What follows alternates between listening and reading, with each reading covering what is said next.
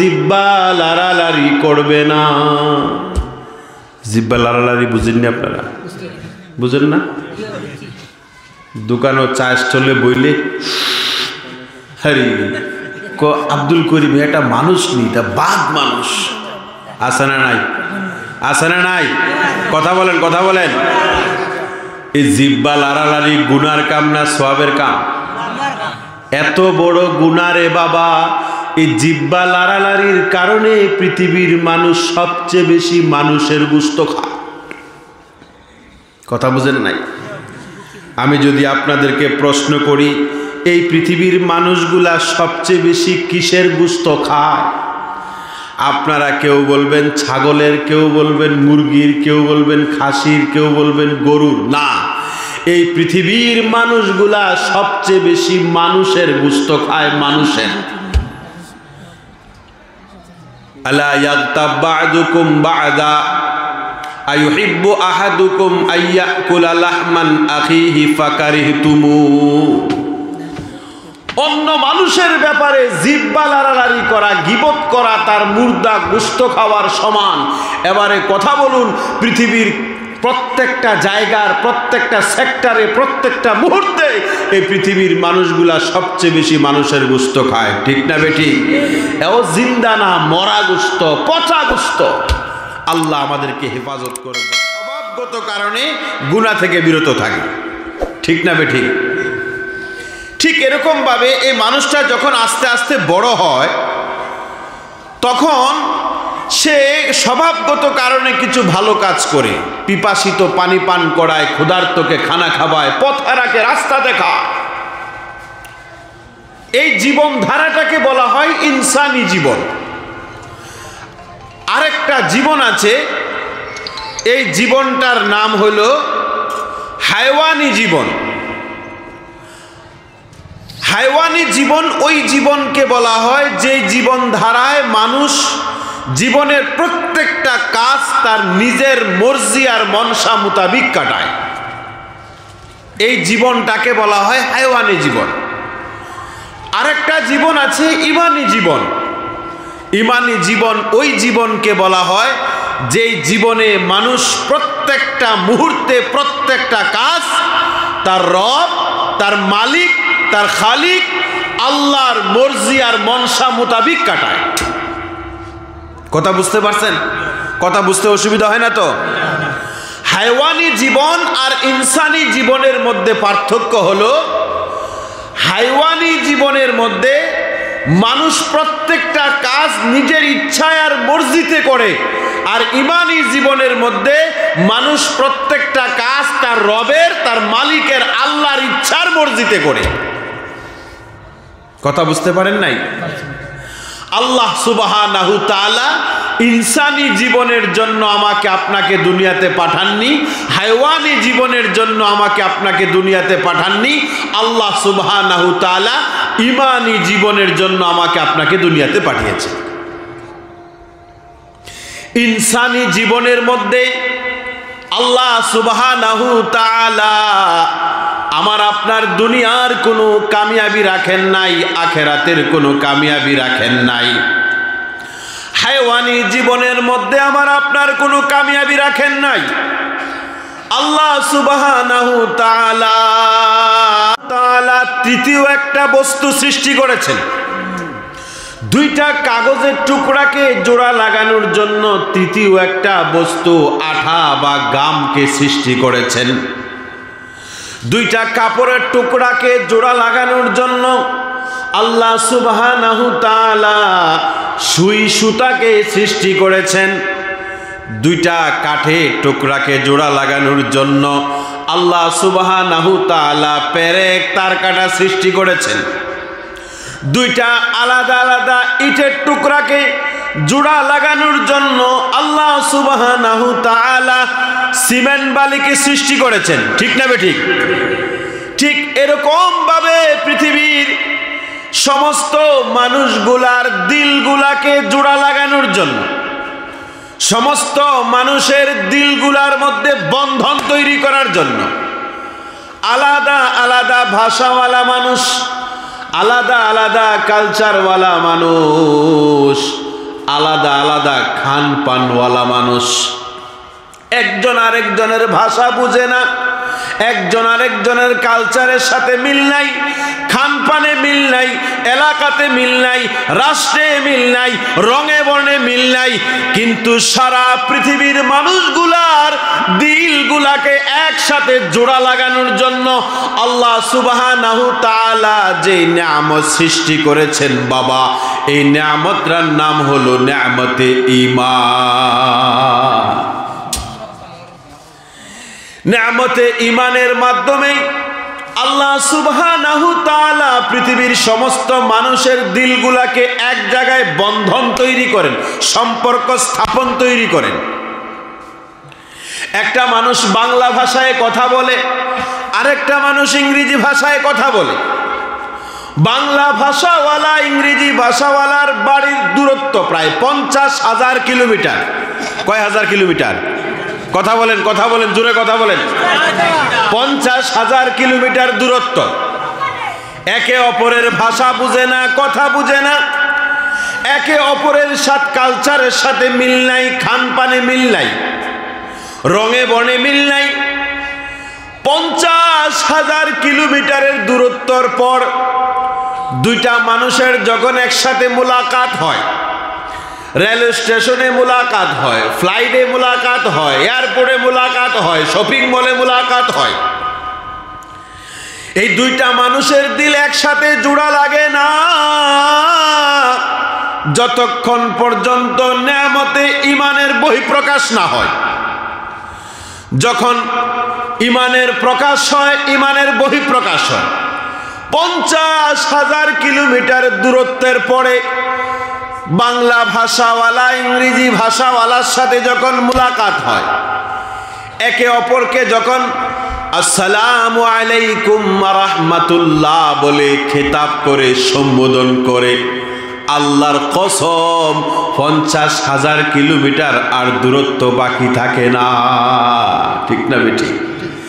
এই লোকটা বড় কাছের কাছের মনে হয়, আপন আপন মনে হয়, নিজ এলাকার মনে হয়, নিজ ঘরের মনে হয়। ঠিক না বেটি? কথা বলেন। এই কারণে আল্লাহ সুবহানাহু তাআলা পৃথিবীর সমস্ত মানুষের দিলগুলাকে একত্রিত জোড়া লাগানোর জন্য যে তৃতীয় নিয়ামত সৃষ্টি করেছেন, এই নিয়ামতটার নাম হলো নিয়ামতে ঈমান। এই ঈমানি জিন্দেগি যারা অবলম্বন করে তাকে বলা হয় মুমিন। তাকে কি বলা হয়? তাকে কি বলা হয়? তাকে বলা হয় মুমিন। আল্লাহ সুবহানাহু তাআলা কোরআনুল কারীমের মধ্যে বিভিন্ন জায়গায় মুমিনের সিফাত বয়ান করেছেন, মুমিনের কোয়ালিটি, মুমিনের বৈশিষ্ট্য বর্ণনা করেছেন। এর মধ্যে এক জায়গায় আল্লাহ পাক মুমিনের 5টা গুণ, 5টা কোয়ালিটি, 5টা বৈশিষ্ট্য বর্ণনা করেছেন। আল্লাহ পাক বয়ান ফরমান, ইন্নামাল মুমিনুনা আল্লাযীনা ইযা যুকিরাল্লাহু ওয়াজিলাত কুলুবুহুম। মুমিনের 1 নাম্বার গুণ হলো, মুমিনের সামনে যখন আল্লাহর জিকির হয়, আল্লাহর কথা স্মরণ করানো হয়, মুমিনের দিল কাঁপতে থাকে, মুমিনের দিলের মধ্যে কম্পন তৈরি হয়। আল্লাহু আকবার বলেন। এর তাফসীর হলো, মুমিন যখন কোনো গুনার কাজ করে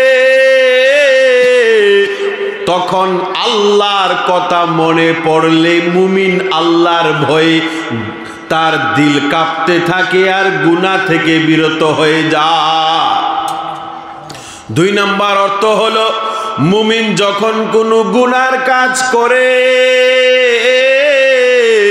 মুমিনকে যখন আল্লাহর কথা স্মরণ করানো হয়, মুমিনের দিল আল্লাহর ভয়ে কম্পন তৈরি হয়, কম্পিত হয়ে ওঠে আর গুনাহ থেকে নিজেকে বিরত রাখে।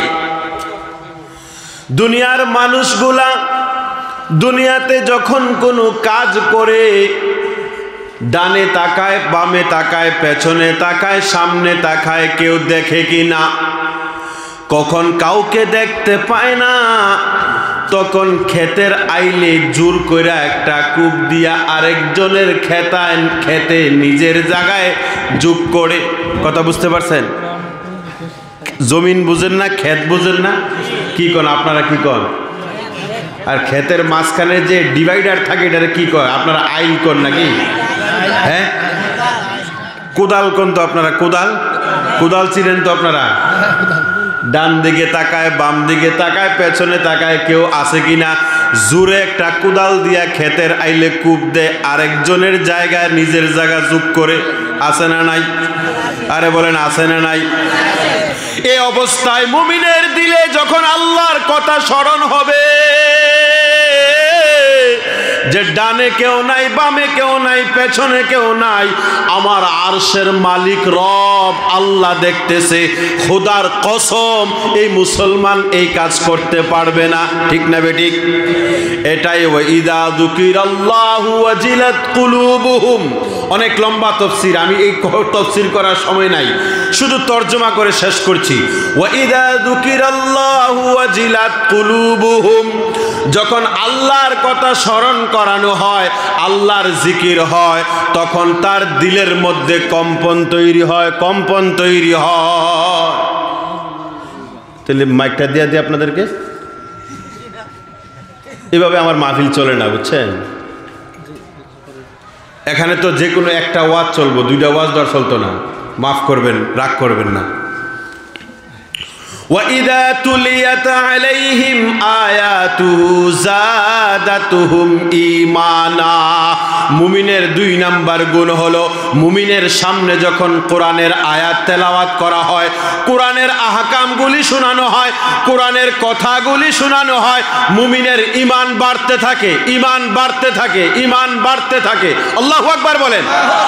কথা বলেন, মাহফিলে আসার পরে কোরআনের কথা শোনার পর ঈমান বাড়ে না কমে?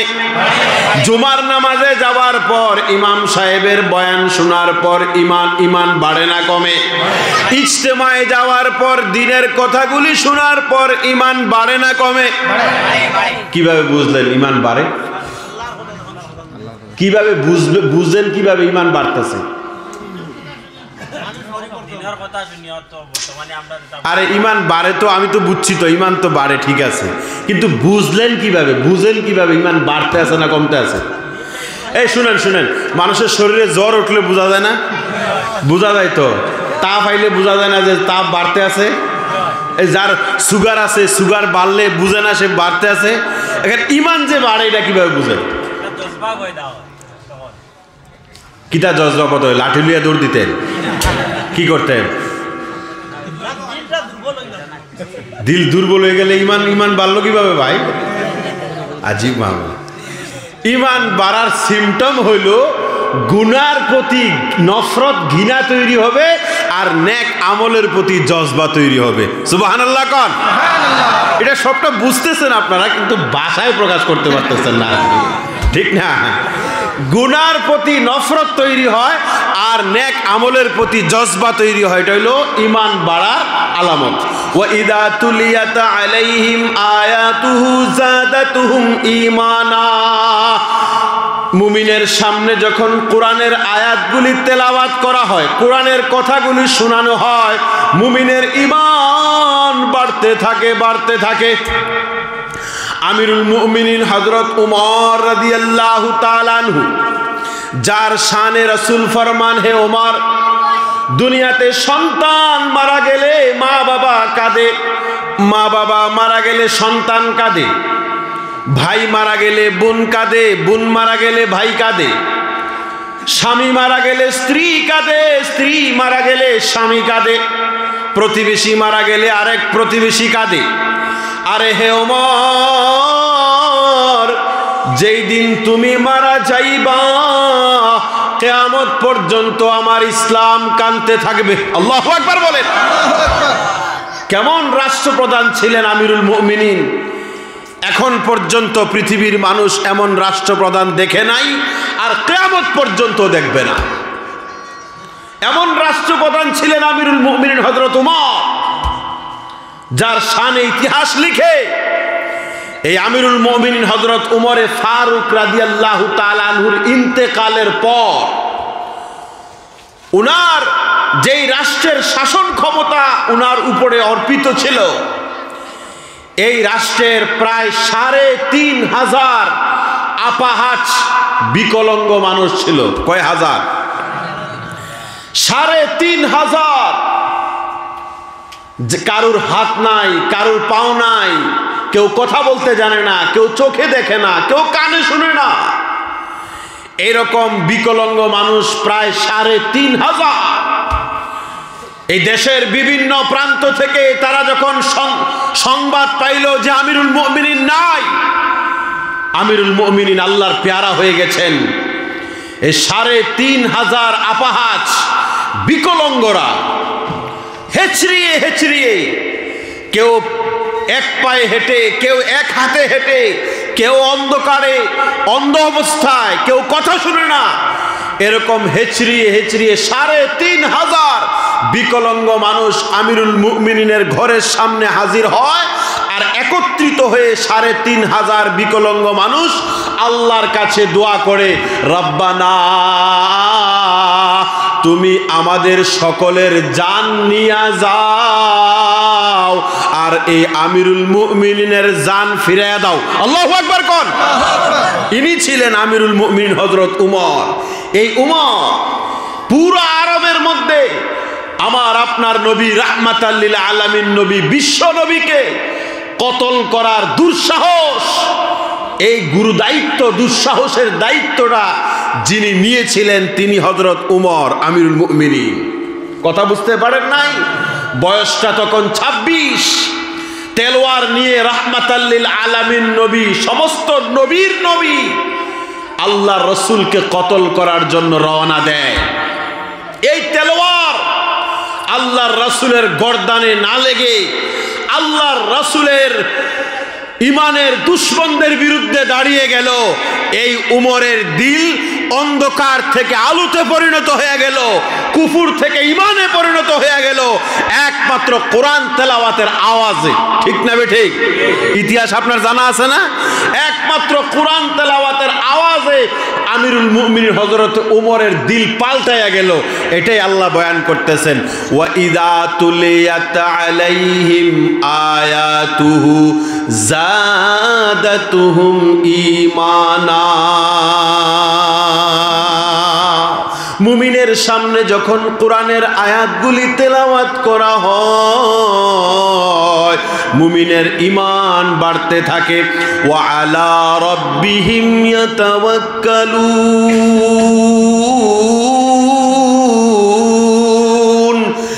মুমিনের ৩ নাম্বার গুণ হলো মুমিন ভরসা করবে একমাত্র আল্লাহর উপরে। কার উপরে? কথা বলেন, কার উপরে? সময় নাই, শুধু তাওয়াক্কুল আল্লাহর উপরে লম্বা তাফসীর করতাম যদি সময় থাকতো, কিন্তু আমি শুধু তর্জমা করে যাচ্ছি। মুমিন পৃথিবীর কোনো বস্তুর উপরে তাওয়াক্কুল করে না, মুমিন পৃথিবীর কোনো ক্ষমতার উপরে তাওয়াক্কুল করে না, মুমিন পৃথিবীর কোনো আসবাবের উপরে তাওয়াক্কুল করে না। পৃথিবীর কোনো বস্তু তাওয়াক্কুল করার জায়গা না, পৃথিবীর কোনো ক্ষমতা তাওয়াক্কুল করার জায়গা না, পৃথিবীর কোনো আসবাব তাওয়াক্কুল করার জায়গা না। মুমিনের তাওয়াক্কুল হয় একমাত্র আল্লাহর উপরে। কার উপরে? কথা বলেন, কার উপরে? এবারে তাওয়াক্কুল কাকে বলে, কি পদ্ধতিতে তাওয়াক্কুল করা যায়, এটার লম্বা তাফসীর এই সময় নাই। আল্লাহ আমাদেরকে তাওয়াক্কুল আল্লাহর তৌফিক দান করুক, বলেন আমিন। আল্লাযীনা ইউকিমুনাস সালাতা ওয়া মিম্মা রাযাকনাহুম ইউনফিকুন। মুমিনের ৪ নাম্বার গুণ হলো মুমিন নামাজ কায়েম করবে। নামাজ কি করবে? কথা বলেন, কথা বলেন। নামাজ কায়েম করবে, নামাজ এস্টাবলিশ করবে, নামাজ প্রতিষ্ঠিত করবে।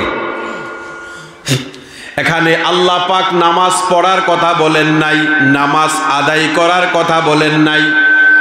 পুরা কোরআনুল কারীমে কোথাও নামাজ পড়ার কথা বলা হয় নাই, নামাজ আদায় করার কথা বলা হয় নাই। নামাজকে কায়েম করার কথা বলা হয়েছে, নামাজকে এস্টাবলিশ করার কথা বলা হয়েছে। এটাই মুমিনের গুণ। এবার প্রশ্ন হলো, নামাজ প্রতিষ্ঠা করার অর্থ কি? নামাজ প্রতিষ্ঠা করার অর্থ হলো নামাজের শর্তগুলি মেনে, নিয়ম নীতি মেনে খুশু খুজুর সাথে নামাজ আদায় করার নাম হলো নামাজ কায়েম করা। নামাজ কায়েম করার 2 নাম্বার তাফসীর হলো নিজেও নামাজ আদায় করা, অন্যকেও নামাজের দাওয়াত দেওয়া। নিজেও নামাজ আদায় করা, অন্যকেও নামাজে দাঁড় করানোর দাওয়াত দেওয়া, চেষ্টা করা, মুজাহাদা করা, এটার 2টা অর্থ মিলে হয় নামাজ কায়েম করা।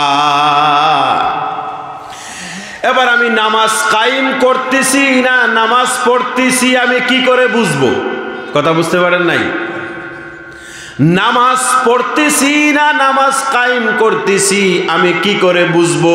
এটা বুঝার সিমটম আর আলামত হলো নামাজের আউটকাম, নামাজের প্রতিফলন আমার জীবনে আছে না নাই আমি দেখতে হবে। নামাজের প্রতিফলন আমার জীবনে আছে না নাই এটা দেখতে হবে। নামাজের প্রতিফলন যদি আমাদের জীবনে পাওয়া যায় তাহলে আমরা নামাজ কায়েম করতেছি, নামাজ প্রতিষ্ঠা করতেছি।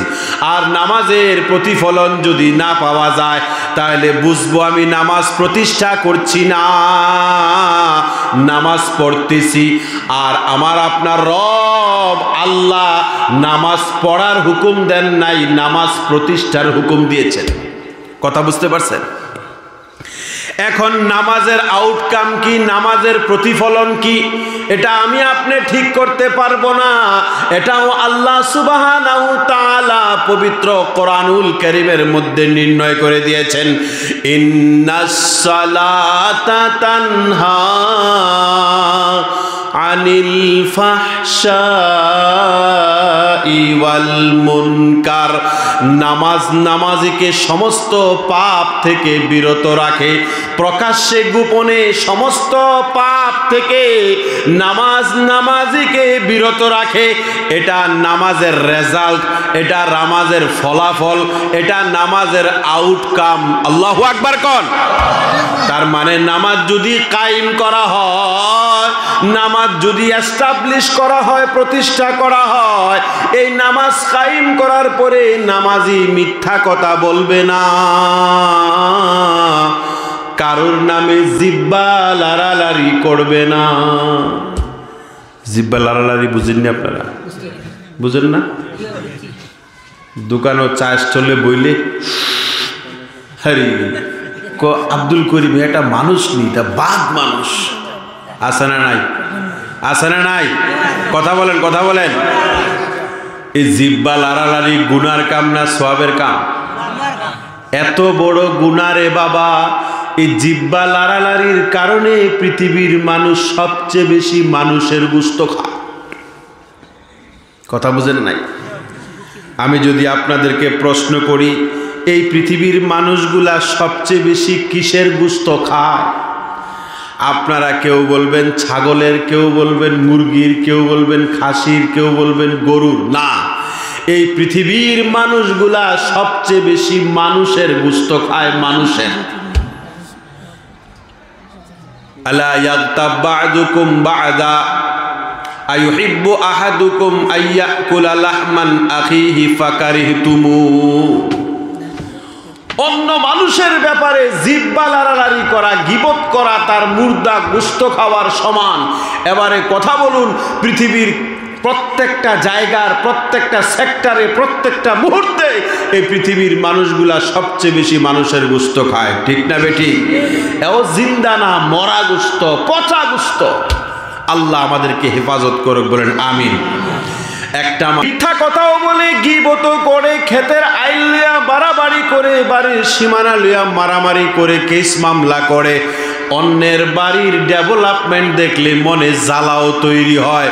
তাহলে বোঝা গেল নামাজ কায়েম হয় না, নামাজ পড়া হয়। ঠিক না বেটি? আর আল্লাহ পাক নামাজ পড়ার হুকুম দেন নাই, নামাজ কায়েম করার হুকুম দিয়েছে।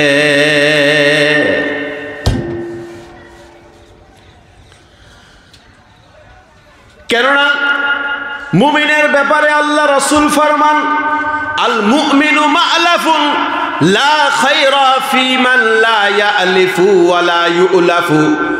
মুমিন হইল ভালোবাসার সেন্টার, সেন্টার। মহব্বতের প্রাণ কেন্দ্র। ওই মুমিনের ভিতরে কোনো মঙ্গল নাই, ভালাই নাই, কামনা কোনো প্রকার খায়ের নাই, যেই মুমিন অন্যকে ভালোবাসতে পারে না। এবং ওই মুমিনের ভিতরে কোনো মঙ্গল নাই যাকে অন্যরা ভালোবাসে না।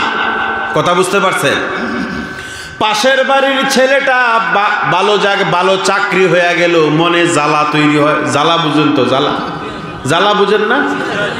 পাশের বাড়ির মেয়েটা ভালো বাড়িতে বিয়ে হয়ে গেল, মনে জ্বালা তৈরি হয়। ঠিক না বেঠিক? পাশের বাড়ির দোকানদার দোকানে বেশি কাস্টমার যায়, তাতেও মনে জ্বালা তৈরি হয়। ঠিক না বেঠিক? সুন্দর একটা বাড়ি বানাইলো, তাতেও মনে জ্বালা তৈরি হয়। পাশের বাড়ির ছেলেটা যদি ভালো একটা পোশাক পরা রাস্তা দিয়া যায়, তাতেও মনে জ্বালা তৈরি হয়। ঠিক না বেঠিক? এটা কি মুমিনের চরিত্র ভাই? ও কথা বলেন, এটা কি মুমিনের চরিত্র? আসলে আমাদের সমাজের সবচেয়ে বড় চরিত্র এখন এটাই দাঁড়াইছে। ঠিক না বেঠিক? না ভুল কইতাছি? নামাজি কন, বেনামাজি কন, ফরেজগার কন, মুত্তাকি কন, বেশিরভাগ ইল্লা মাশাল্লাহ সিংহভাগ মানুষ এই ক্যান্সার রোগে আক্রান্ত হইয়া গেছে। ঠিক না বেঠিক? কথা বলেন। আল্লাহ রাসূল ফরমান, ইয়াকুম ওয়াল হাসাদা ফা ইন্নাল হাসাদা তাকুলুল হাসানাত কামা তাকুলুন নারাল হাতাবা, কামা তাকুলুন নারুল হাতাবা। ও আমার উম্মতের দল, হিংসার আগুন থেকে তুমি নিজেকে বাঁচাও, বাঁচাও, বাঁচাও। কেননা তোমার হিংসা তোমার নেক আমলগুলিকে এমন ভাবে জ্বালিয়ে পুড়িয়ে ধ্বংস করে দিবে, যেমন ভাবে আগুন লাকড়িকে ধ্বংস করে দেয়। রাসূল ফরমান, আল মুমিনু মাআলাফুন, মুমিন হইল ভালোবাসার কেন্দ্র। তার মানে মুমিন যদি নামাজ কায়েম করে, মুমিনের দিলের কাইফিয়ত এরকম হবে, সে সব সময় অন্যের ব্যাপারে ভালো চিন্তা করবে, আল্লাহর কাছে দোয়া করবে, রব্বানা আমার পাশের বাড়ির আব্দুল করিম ভাই, উনার ছেলেটাকে ভালো চাকরির ব্যবস্থা করে দিও, উনার মেয়েটাকে ভালো জায়গায় বিয়ের ব্যবস্থা করে দিও, উনার দোকানে বেশি বেশি কাস্টমার ফাটাও, উনার হায়াতে আমলে রিজিকে বরকত দিয়া দাও, সব সুখ শান্তি আল্লাহ উনারে দিয়া দাও, উনারে দিয়া দাও। আপনারা কইবেন খাইয়ার কাজ না, নিজের লেগা করতারি না, আরেক বেটার লেগা করুম। ও বেটা সবসময় আমার করে বইরা থাকে, আর আমি ওর লেগা দোয়া করবো। ও মুসলমান, এটাই মুসলমানের চরিত্র, এটাই উম্মতে মুহাম্মাদের চরিত্র। আর তা যদি করতে পারেন, সমাজ পাল্টাবে, দেশ পাল্টাবে, পুরা দুনিয়া ইনকিলাব তৈরি হবে। এই অপারেশন যদি সিনার মধ্যে না করতে পারেন, আপনি হাজি, নামাজি, তাহাজ্জুদওয়ালা, জিকিরওয়ালা কোনো কাজে লাগবে না, কোনো কাজে লাগবে না। এই জায়গার যদি জ্বালা থাকে, এই জ্বালা আপনার সব আমল জ্বালাইয়া দিবে। ঠিক না বেটি? কথা বলেন। আরে আপনার লাভ হবে ভাই, আপনার লাভ হবে। আপনি যদি আপনার প্রতিবেশীর জন্য ভালো চিন্তা করতে পারেন, ভালো দোয়া করতে পারেন, আপনি ডাইরেক্ট নিজের জন্য যদি দোয়া করেন, আল্লাহ আমাকে দাও, আমাকে দাও, আমাকে দাও, আমাকে দাও, এই দোয়া আর সে পৌঁছতেও পারে, নাও পৌঁছতে পারে। এই দোয়া কবুল হতেও পারে, নাও হতে পারে। হাদিসের খুলাসা, আপনি যদি আপনার প্রতিবেশী ভাইয়ের জন্য মঙ্গল কামনা করেন, ভালো দোয়া করেন, লাভ কি হবে ভাই জানেন? এবার আকাশের ফেরেশতারা আল্লাহর কাছে বলবে, রব্বানা, আব্দুর রহমান যে তার ভাই আব্দুর রহিমের জন্য যত ভালো দোয়া করতেছে, এই সবগুলা আগে তুমি আব্দুর রহমানকে দাও, তারপরে আব্দুর রহিমকে দিবা। আল্লাহু আকবার কোন। এবার ফেরেশতার সুপারিশে এই দোয়া কবুল হবে আপনার জন্য। সুবহানাল্লাহ কোন। কি কোন? এবার লাভ হইব না ক্ষতি হইব? লাভ হবে। এইটারে বড় করা যাইব, এই জায়গাটারে বড় করা যাইব।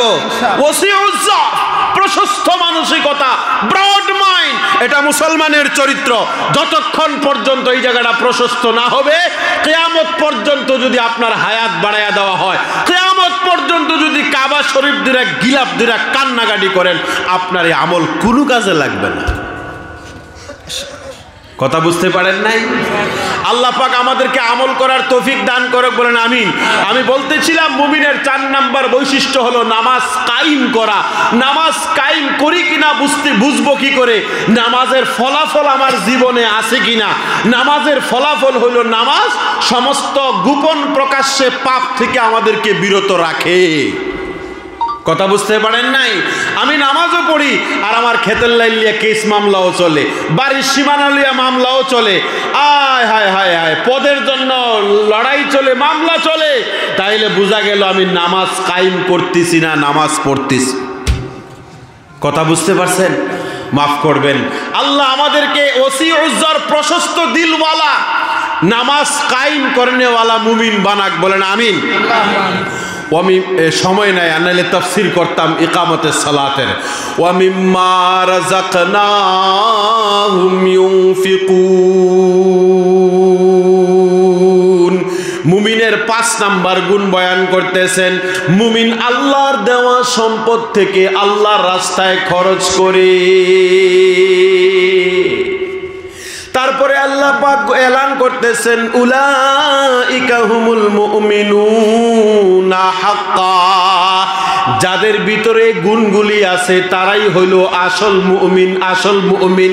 তারপরে আল্লাহ পুরস্কার ঘোষণা করতেছেন লাহুম দারাজাতুন ইনদা রাব্বিহিম ওয়া মাগফিরাতুন ওয়া রিজকুন কারীম।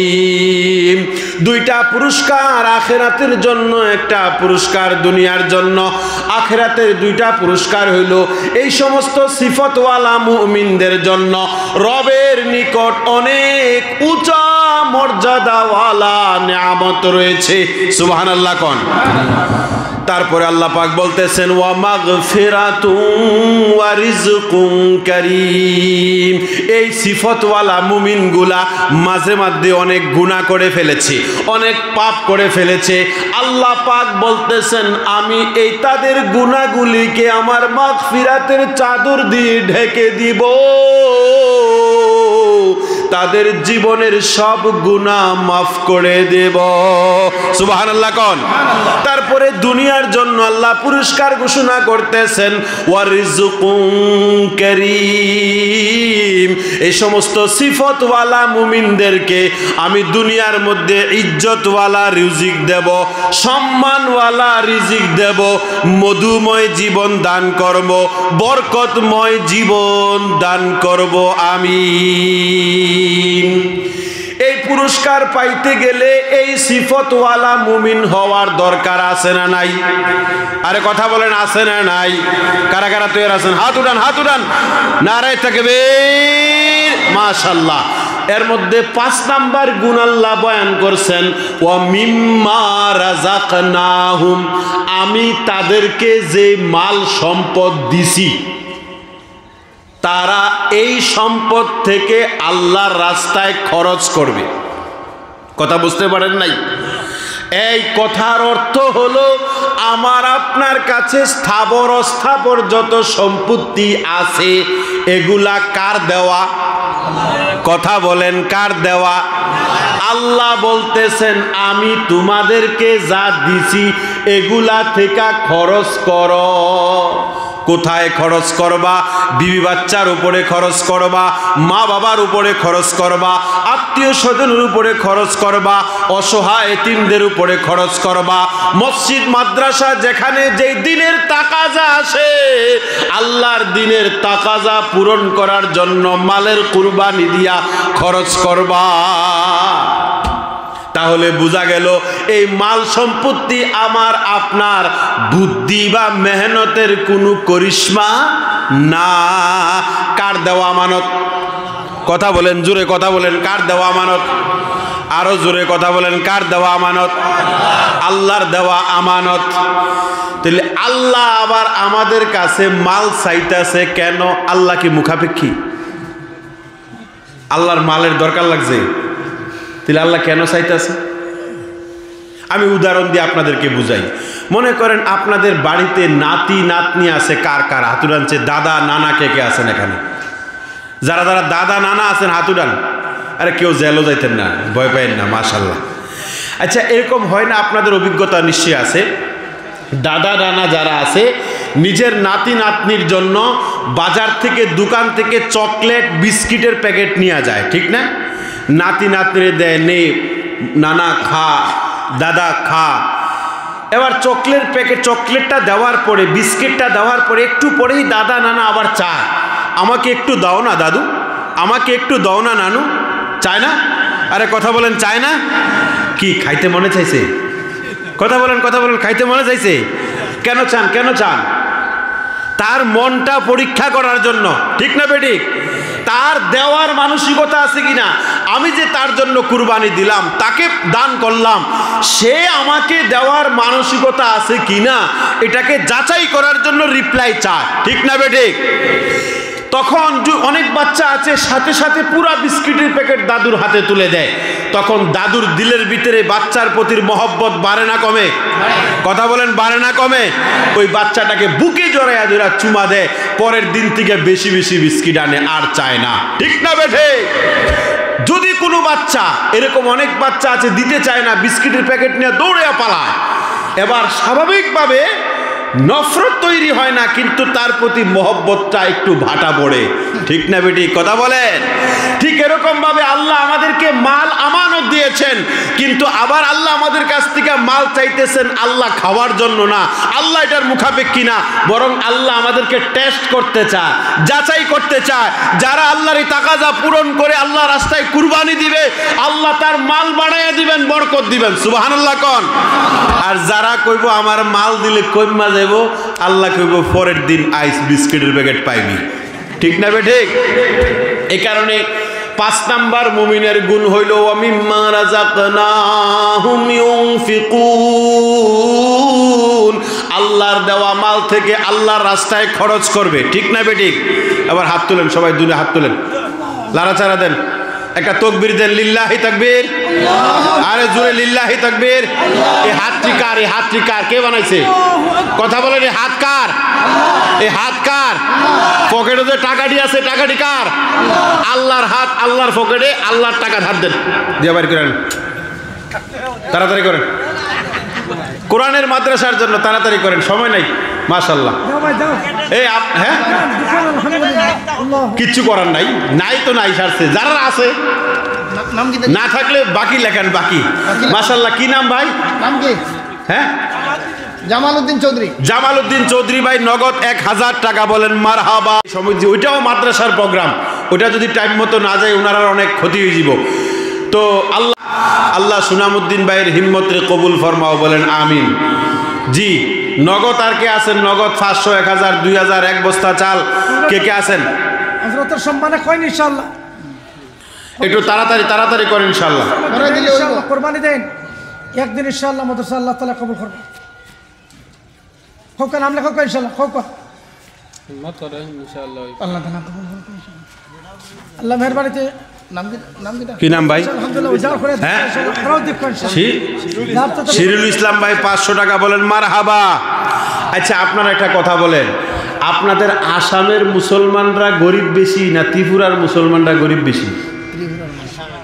হ্যাঁ, ইনসাফের সাথে উত্তর দিয়েন। ত্রিপুরার মানুষ গরিব বেশ না? নেই, এই তো সঠিক কথা দিছে।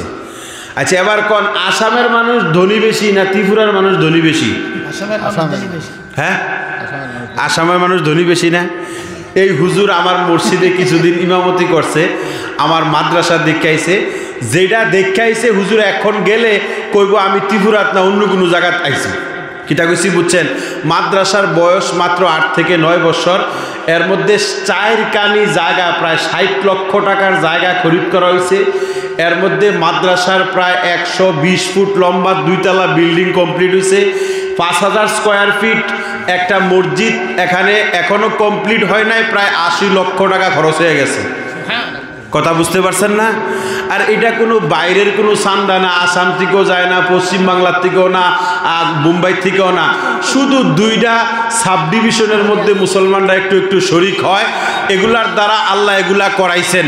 এবার কোন গরিব মানুষে যদি এটা করতে পারে, আপনারা ধনীরা পারতেন না? কি কোন পারতেন না? আরে কি করে পারতেন না ইনশাল্লাহ? হিম্মত করেন, শুধু হিম্মত করেন। কুরবানির প্রয়োজন, এগুলার কুরবানির প্রয়োজন, কুরবানির প্রয়োজন ইনশাআল্লাহ। জি, আমার মাস্টার আতাউর রহমান সাহেব 2000 টাকা। মাস্টার আতাউর রহমান সাহেব দিবেন 2000 টাকা। বলেন মারহাবা। আল্লাহ মাস্টার সাহেবের হিম্মতরে কবুল ফরমাও, হায়াতে আমলে রিজিকে বরকত দান করো। বলেন আমিন।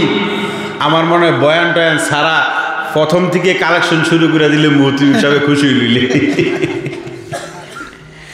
কিন্তু আপনারা মানলেন নইলে, এই কারণে এটা ঠিক নেই। হ্যাঁ, আপনারা তো করলে আইসি তো ওয়াজ শুনতাম, বয়ান শুনতাম, আর আপনি চান্দা শুরু করে দিলেন। জি, এখন কে কে আছেন হিম্মত করেন মাদ্রাসার জন্য?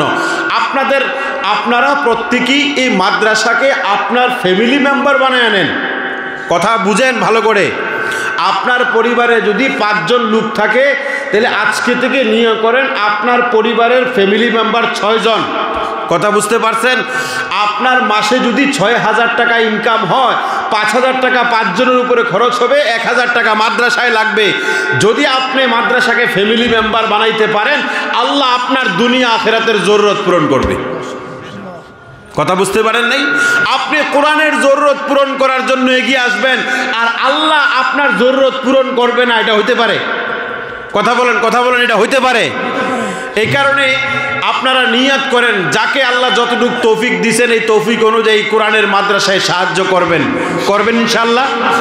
আমি 1 মিনিট সময় দিলাম, কে কে আছেন নিয়ত করেন। নগদ বাকি। আচ্ছা, 1 বস্তা চালের দাম কত এখানে মুতিম সাহেব? 1600 টাকা। 16.5 1 বস্তা। 1600। 1 মাসে কয় বস্তা চাল লাগে? 1 বস্তা প্রায় 2 কুইন্টাল উপরে লাগে যায়। বস্তা হিসাবে কোন আমারে? আচ্ছা ভাই, কি নাম? কৌসার আহমেদ ভাই কিছু টাকা দিছে, 500 ঘুরে বাদে দিব। মাশাআল্লাহ, মারহাবা কোন। মাসে 5 বস্তা চাল লাগে যায়। মাসে 5 বস্তা। আচ্ছা, কমসে কম 1 মাসের চাউলের ব্যবস্থা যদি কইরা দিয়া দিতাম পারি, মনটা ঠান্ডা হইব। আমি 5টা নেক মায়ের সন্তান, হিম্মতওয়ালা বাবার সন্তান চাই যে হুজুর আমি 1টা বস্তা কইরা সেরা মাদ্রাসায় চাল দেবো 1 মাসের, কমসে কম 1 বস্তা কইরা। যার আগে দিছেন তারাও নিয়ত করেন, দিছেন না তারাও নিয়ত করেন। 5 জন নেক মায়ের সন্তান, হিম্মতওয়ালা বাবার সন্তান, একজন করে 5 জন। ইসলামের বুনিয়াদ 5টা। কয়টা? আরে কথা বলেন, কথা বলেন, কয়টা? আরে কথা বলেন, কয়টা? ইসলামের বুনিয়াদ 5টা। নামাজও আল্লাহ 5 ওয়াক্ত ফরজ করছেন। আল্লাহকে পাওয়ার জন্য 4টা ক্লাস বানাইছেন, শরীয়ত, তরিকত, হকিকত, মারিফত। 4টা ক্লাসের বানানে 5টা অক্ষর। এই কারণে 5টা নেক মায়ের সন্তান, হিম্মতওয়ালা বাবার সন্তান চাইতেছি। দাঁড়াইয়া বলবেন আমি 1 বস্তা চাল দিয়া দিবেন, আমি 1 বস্তা দিয়া দিব, আমি 1 বস্তা দিয়া দিব। এরকম 5 জন লোক হইব, আমি আমার কথা শেষ করে দিব। আগে 1 বস্তা দিয়েছিলাম, নিয়ত করেছিলাম, এখন 1 বস্তা নিয়ত করছি। মাশাআল্লাহ। কি জানেন নাম আপনার? মৌলানা জসিমউদ্দিন সাহেব। উনি আগে 1 বস্তা দিছে, আবার নিয়ত করছেন উনি আবার 1 বস্তা দিবেন। বলেন মারহাবা। আল্লাহ। মৌলানা জসিমউদ্দিন সাহেব উনি সরকারি চাকরি করেন। আচ্ছা, আমরা ইনশাআল্লাহ আমরা ওনার কাছে আবেদন রাখবো যে উনি প্রত্যেক মাসে 1 বস্তা দেন ইনশাআল্লাহ। উনি দিয়ে থাকেন ইনশাআল্লাহ। এটা মানে পুরো 12 মাসের জন্য কবল হয়ে যায়। কি জানেন নাম ওনার? মাস্টার মৌলানা জসিমউদ্দিন সাহেব।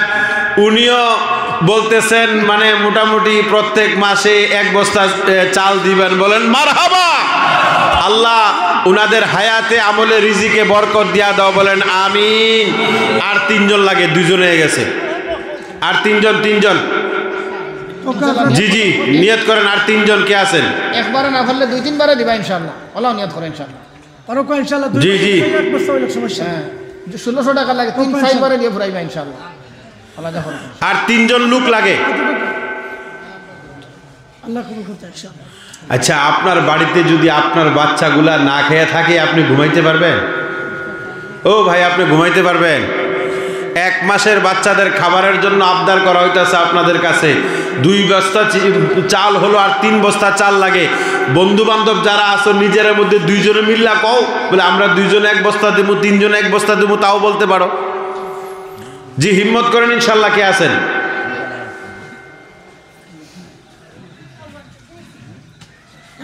নাম লেখাও ইনশাল্লাহ। হিম্মত করে আল্লাহ তাআলা তৌফিক দেবা ইনশাল্লাহ। হিম্মত করে নাম লেখাও। হযরত আল্লাহর রাস্তায় ঢুকা জি ইনশাআল্লাহ কই পা এই মাদারিসগুলো কত ইম্পর্টেন্ট আছে সব ডুবে যায় ইমান ইসলাম বাঁচাইছি স্কুল কলেজ খালি তারপরে স্কুল হযরত আল্লাহ তাআলা পুরা করবা ইনশাআল্লাহ ইনশাআল্লাহ জি জি কেউ নাই নাম লেখো ইনশাআল্লাহ এটা তো মাশাআল্লাহ মাশাআল্লাহ কি নাম কি নাম পাল্টা হইছে আলতা হোসেন কয় বস্তা আলতা হোসেন ভাই 3 নম্বরে দিবে 1 বস্তা চাউল বলেন মারহাবা আলতা মাশাআল্লাহ আল্লাহ জান্নাত পর্যন্ত ইঞ্জিন চালায় আনক বলেন আমিন আরে জোরে কোন আমিন আল্লাহ প্রফেসর সাহেবকেও কবুল করক বলেন আমিন 5 নম্বরে সর্বশেষ কে আছেন আমার কাছে সময় নাই যদি সময় থাকতো তাহলে আপনারা এখানে যারা আছেন সবাইরে বাড়ি পাঠাইয়া হইলো আজকে চালুর অবস্থা আনাইলাম বলে কিন্তু সময় নাই বাচ্চা গেছেন 5 নম্বরে কে আছেন হিম্মত করে নেন ইনশাআল্লাহ সর্বশেষ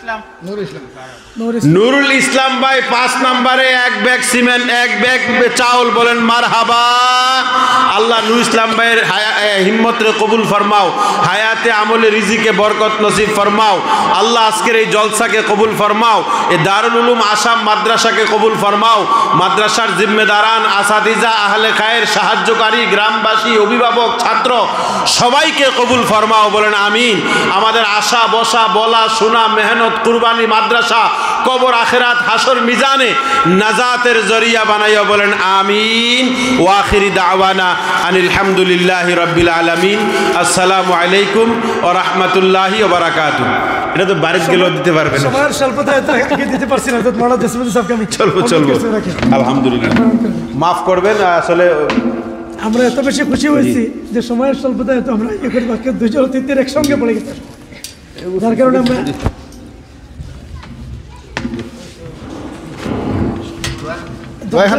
حضرت مختصر دادي حضرت مختصر الحمد لله رب العالمين والصلاة والسلام على سيدنا ربنا ظلمنا أنفسنا وإن لم تغفر لنا وترحمنا لنكونن من الخاسرين ربنا هب لنا من أزواجنا وذرياتنا قرة أعين وجعلنا للمتقين إماما رب اجعلني مقيم الصلاة ومن ذريتي ربنا وتقبل دعاء আয় রব্বে কাবা আমরা গুনাহগার আমরা পাপিষ্ঠ আমরা অসহায় আমরা দুর্বল আমরা বেসাহারা আল্লাহ সমস্ত গুনার বোঝা মাথায় নিয়ে তোমার দরবারে তওবা করিতেছি আয় রব্বে কাবা আমাদের উপর একবার রহমতের নজরে তাকাও আমাদের জীবনের সব গুনাহ মাফ করে দাও আমাদের আম্মা আব্বা সবাইকে মাফ করে দাও আয় আল্লাহ হাজিরিন গায়রে হাজিরিন সবাইকে মাফ করে দাও আল্লাহ আজকের জলসাকে কবুল ফরমাও এই মাদ্রাসাকে কবুল ফরমাও এই দারুল উলুম আসাম মাদ্রাসাকে কবুল ফরমাও আসাতিজা তালাবাকে কবুল ফরমাও জিম্মেদারানকে কবুল ফরমাও সাহায্যকারীদেরকে কবুল ফরমাও গ্রামবাসীকে কবুল ফরমাও অভিভাবকদেরকে কবুল ফরমাও আল্লাহ তোমার বান্দারা চাল দিয়া টাকা দিয়া পয়সা দিয়ে যেভাবে সাহায্য করেছে তুমি আল্লাহ তাদেরকে দুনিয়াতেও সাহায্য করো আখিরাতেও সাহায্য করিও দুনিয়াতেও সাহায্য করো আখিরাতেও সাহায্য করিও আল্লাহ এই কোরআনের মাদ্রাসাকে দায়ম ও কায়েম রাখিও মাওলা আল্লাহ ভারতবর্ষের ঈমান ইসলামকে হিফাজত রাখো মাওলা সারা দুনিয়ার ঈমান ইসলামকে হিফাজত করো মাওলা আল্লাহ তুমি দুনিয়াতে যতদিন আমাদেরকে রাখবা ঈমানের হালতে জিন্দা রাখিও যখন দুনিয়া থেকে নিয়ে যাইবা ঈমানের হালতে আমাদের মওত নসিব করিও ও সাল্লাল্লাহু তাআলা আলা খাইরি খালকিহি মুহাম্মাদি ওয়া আলিহি ওয়া আসহাবিহি আজমাইন বিরহমাতিকা ইয়া আরহামার রাহিমিন।